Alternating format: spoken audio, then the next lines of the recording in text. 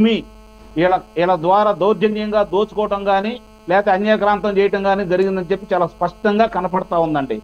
ఈ రోజు మనకు వేలాది మన ఆంధ్ర రాష్ట్రంలో ఉన్న గ్రామాలను కనుక చూసుకుంటా ఉంటే ఒక 100 గ్రామాలు 200 గ్రామాలు ఏమైనా వదిలేశారేమో తెలియదు, కానీ మిగిలిన అన్ని గ్రామాల్లో కూడా రెవెన్యూ అధికారులను అడ్డం పెట్టుకొని ఆ గతంలో ఉన్నటువంటి నాయకులు కావచ్చు, వాళ్ళ అధికార గణం కావచ్చు, సుమారు ఏ గ్రామంలో కూడా వదిలిపెట్టుకోకుండా చాలా దౌర్భాగ్యంగా, అంటే కనీసం ఎట్లా ఉంటదంటే, ఇదిగో నీకు 10 ఎకరాల భూమి ఉంది, కొన్ని రాయలసీమ ప్రాంతంలో కావచ్చు, పల్నాడు ప్రాంతంలో కావచ్చు జరిగిన వాస్తవాలు నా దృష్టికి వచ్చినాయి మీకు చెప్తున్నానండి. 10 ఎకరాల భూమి ఉంటే ఆ 10 ఎకరాల భూమికి 7 ఎకరాలే ఉందని చెప్పని చూపించేసి మిగిలిన 3 ఎకరాల కోసం ఆయన తిరిగిన దాని గురించి కూడా పట్టించుకోకుండా అతన్ని బెదిరించేసి ₹1,00,00,000 విలువ ఉన్న భూమిని 20 లక్షల రూపాయలు ఇస్తాం, తీసుకుంటావా, లేదంటే నీ మీద లేనిపోయిన అభియోగాలన్నీ మోపుతాం, గంజాయి అమ్ముతున్నావు అని పెడతాం, మారక ద్రవ్యాలు అమ్ముతున్నావు అని పెడతాం, లేదంటే నిన్ను భౌతికంగా లేకుండా చేస్తామని చెప్పని వాళ్ళని వాళ్ళ బంధువుల్ని పిల్లల్ని బెదిరించి దౌర్జన్యంగా రాయించుకున్నటువంటి సంస్కృతి అండి వీళ్ళది. అవన్నీ చాలా వివరాలు ఉన్నాయి. దాంట్లో మళ్ళీ మీకు ఇంకోసారి మొత్తం గ్రామాలతో సహా నేను చెప్పగలను. ఎందుకంటే మనకి చిత్తూరు జిల్లాలో బీకేపల్లి గ్రామంలో ఒక మహిళకి గతంలో వాళ్ళ మామగారు సైన్యంలో పనిచేసినందుకు 4 ఎకరాల 80 సెంటు భూమి ఇవ్వటం కూడా జరిగిందండి. ఆ అమ్మాయి పేరు విజయలక్ష్మి. భర్త లేడు, మామయ్య గారు లేడు, అయినా సరే ఆ భూమి పక్క నుంచి రహదారులు విస్తరించే కార్యక్రమంలో కొత్త రహదారులు ఏర్పడిన సందర్భంగా భూమి విలువ పెరిగితే బలవంతంగా తోడికోడళ్ళ చేత 7 కోట్ల రూపాయలు ఉన్నటువంటి భూమి విలువని 70 కోట్ల రూపాయలు ఉన్నటువంటి భూమి విలువని 2 కోట్ల రూపాయలు ఇచ్చి తోడికోడల చేత సంతకం పెట్టించుకుంటే ఈ విజయలక్ష్మి అనే వీర మహిళ ఒప్పుకోకుండా న్యాయస్థానంలో తీర్చుకుంటాను, మీకు ఈ భూమి ఇవ్వనని చెప్పిన అడ్డం తిరిగి ఆమె సంతకం పెట్టకుండా ఈ రోజు మన అర్జీ ఇవ్వడం కూడా జరిగింది. ఇలాంటి ఉదంతాలు 1 కాదు 2 కాదు ఎన్నో మనం కళ్ళ ముందు కనపడుతూనే ఉన్నాయండి. మరి అచ్చెన్నాయుడు గారిని చూసాము, కొల్లు రవీంద్ర గారిని చూసాము, అలాగే తోట చంద్రయ్య గారిని నడి బజారులో గొంతు కోసి చంపినప్పుడు ఆయన బీసీ కాదా అండి? అలాగే అమర్నాథ్ గౌడు తన అక్కయ్యని ఎందుకు వేధిస్తున్నామని చెప్పని ప్రశ్నించినందుకు ఆ పసిబాలుణ్ణి సజీవ దహనం చేసినప్పుడు అతను బీసీగా కనపడలేదండి. ఈ రోజు వీళ్ళ కులం కార్డు కనపడతా ఉందా? విజయ చంద్రిక గారు, ఈ రోజు ప్రజలు ఏమనుకుంటున్నారు అంటే ఇప్పుడు అలా అంటే వాళ్ళ కాస్ట్ వాళ్ళు ఇప్పుడు ఏమైనా తీర్మానాలు చేసి వీళ్ళకి సపోర్ట్ చేసి ఆందోళనలు చేసేస్తారా? వాళ్ళు చెప్పేదే మీకు చెప్పబోతున్నానండి. ఆ కులానికి సంబంధించిన వాళ్ళు, ఆ బాధితులు వాళ్ళు అంటుంది ఏందో చెప్పంటారా విజయ చంద్రిక గారు? వాళ్ళ ఆహాకారాలు మాకు శ్రవణానందంగా ఉంటున్నాయి. మా కులాన్ని అడ్డం పెట్టుకొని రాజకీయంగా ఎదిగి పదవులు సాధించి మా మీద చేసిన దాష్టీకం మామూలుదైన విషయం కాదు.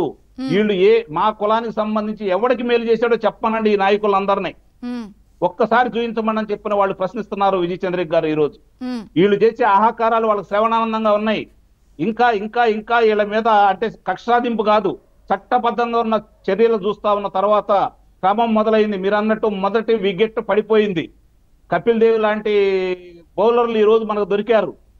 వాళ్ళు ఈ రోజు ఒక్కో పని చేసుకుంటూ వెళ్ళిపోతా ఉన్నారు.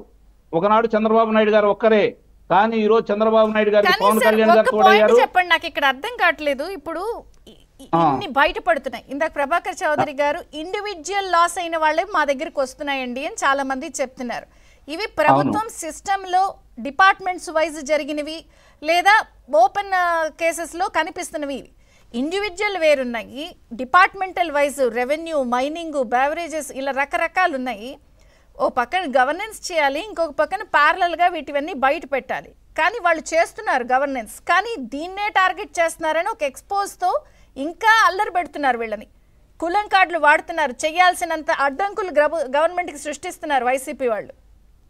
అంటే విజయచంద్ర గారు గతంలో వాళ్ళు చక్కగా ఒక ప్రణాళికబద్ధంగా కమ్మ కులాన్ని దృష్టిలో పెట్టుకొని మిగిలిన వాళ్ళందరిని కూడా అణిచివేశారు.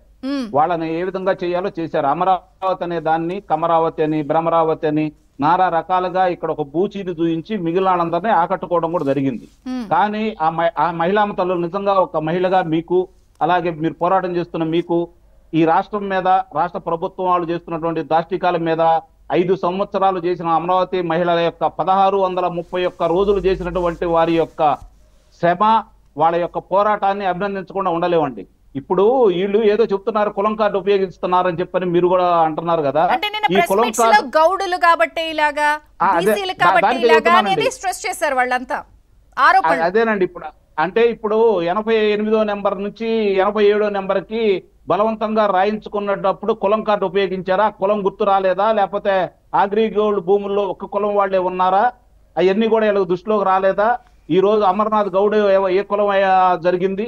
ఇంకోటి చెబుతున్నానండి, 380 మంది లెక్క చెప్తున్నానండి, 380 మందిని అతి దారుణంగా కిరాతకంగా హత్యగావించబడో లేకపోతే ఆత్మహత్య చేసుకునే విధంగా వీళ్ళు చేసిన విషయం వాస్తవం కాదా? వాళ్ళందరూ దళితులు కాదా? వాళ్ళందరూ బీసీలు కాదా? ఈ రోజు ప్రకాశం జిల్లాలో ఒక దళిత మహిళని ట్రాక్టర్ పెట్టి తొక్కించి చంపినప్పుడు ఆ రోజు ముఖ్యమంత్రిగా ఉన్నటువంటి వ్యక్తి ఇది ఏమిటి దారుణం అని చెప్పి ఏమన్నా ప్రశ్నించాడా? లేదంటే ఒక దళిత బిడ్డ మానభంగానికి గురి చేసి చంపినప్పుడు ఏమన్నా మాట్లాడారా? ఒక మైనార్టీకి సంబంధించిన అబ్దుల్ సలాం గారు కుటుంబం మొత్తం రైల్వే స్టేషన్ మధ్య ఆత్మహత్య చేసుకున్నప్పుడు ఏమన్నా మాట్లాడారా? ఇవన్నీ కూడా మనకి కళ్ళ ముందు చాలా స్పష్టంగా కనపడతా ఉంటే ఇంకా అదే కార్డును ఉపయోగించి గతంలో మేము లబ్ధి పొందాం కదా, మరి ఈ రోజు మేము లబ్ధి పొందుతున్నాం అన్న ఉద్దేశంతో వాళ్ళు అనుకుంటున్నారు అంటే వాళ్ళ ఫ్యాక్టరీ అనేది ఆంధ్ర రాష్ట్రంలో ఇక ఉండకూడదని నిర్ణయించుకున్నారండి. మీకు చిన్న ఉదంతం చెబుతాను. ఈ మధ్య పోరంక్ అనే ఒక గ్రామంలో మాజీ సర్పంచ్ చంద్రశేఖర్ గారు అనే ఆయన దగ్గరకి ఒక పెద్ద ఆయన వచ్చేసి మాటామంతి జరుగుతున్న సందర్భంలో ఈ రాళ్ళు మీద బొమ్మలు వేసుకున్నారు చూడండి, దాని గురించి చర్చ పునాది రాళ్ల మీద చర్చ వచ్చిన సందర్భంగా ఆ పెద్ద ఆయన అన్న మాట మీకు చెబుతున్నాను విజయ్ చంద్రిక్ గారు. నాకైతే నవ్వు వచ్చింది, బాధేసింది. ఏమన్నాడు అంటే, మన ఆడవాళ్ళు పవిత్రంగా పుణ్య స్త్రీలు మెళ్ళ వేసుకునే తాడి బొట్టుల్లో రేపు నా బొమ్మ పెట్టమంటాడు ఈ దౌర్భాగ్యుడు అని చెప్పని ఆ పెద్ద ఆయన బాధపడ్డాడు. అంటే వాళ్ళు మానసికంగా ఏ విధంగా సైకాలజీ అంత దూరం వెళ్ళిపోయింది ప్రజలకి బాబోయే. అవునండి, అట్లా కాదండి. మీరు ఒకసారి చూడండి, ఉన్నత విద్యాశాఖ మండలిలో కె హేమచంద్రారెడ్డి గారు అనే వ్యక్తి 50 కోట్ల రూపాయలు ఎయిడెక్స్ సంస్థకి ఏ విధంగా కట్టబెట్టాడు.